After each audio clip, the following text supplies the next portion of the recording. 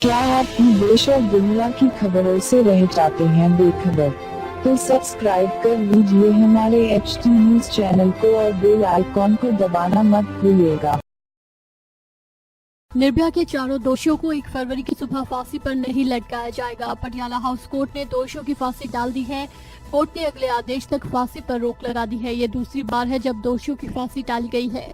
तो चलिए अब आपको बताते हैं कि कोर्ट में वकीलों ने क्या क्या दलील पेश की।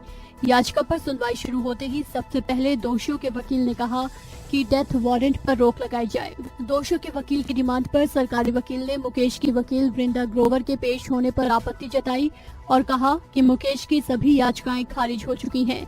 जज ने आपसी बहस पर नाराजगी जताई। हालांकि तिहाड़ जेल ने पटियाला हाउस को बताया कि विनय की दया याचिका लंबित है, ऐसे में उसके डेथ वारंट को रद्द करने की याचिका प्री मैच्योर है। तिहाड़ जेल की तरफ से दलील दी गई कि आज कोई अपील या अर्जी लंबित नहीं है। विनय की दया याचिका लंबित है, बाकी दोषियों की याचिका लंबित नहीं है।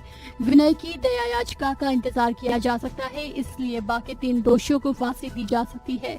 ये किसी कानून या नियम के खिलाफ नहीं है। इसके बाद दोषियों के वकील ने बताया कि सुप्रीम कोर्ट में पवन गुप्ता की पुनर्विचार याचिका लंबित है।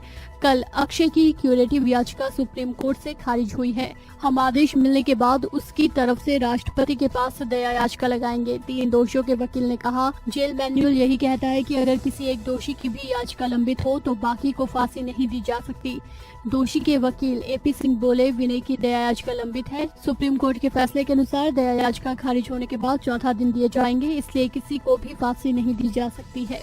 नई तारीख तय की जाए। AP सिंह ने कहा, शनिवार को किसी को फांसी नहीं दी जा सकती।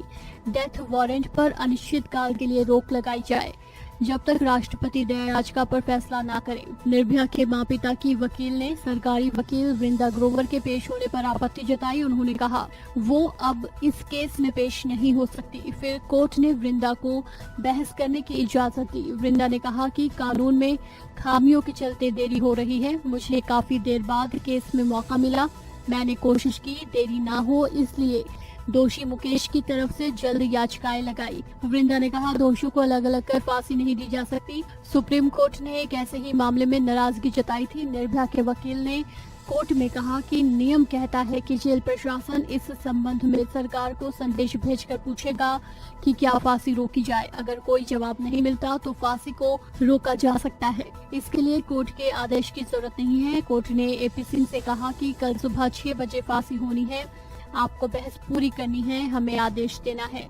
तिहाड़ जेल ने कहा कि इसका कोई अंत नहीं है, कहीं तो ये रुकना चाहिए। 3 दोषियों को कल फांसी दी जा सकती है। इस पर लंबी बहस हुई और आखिरकार निर्भया के चारों दोषियों की फांसी एक बार फिर टल गई।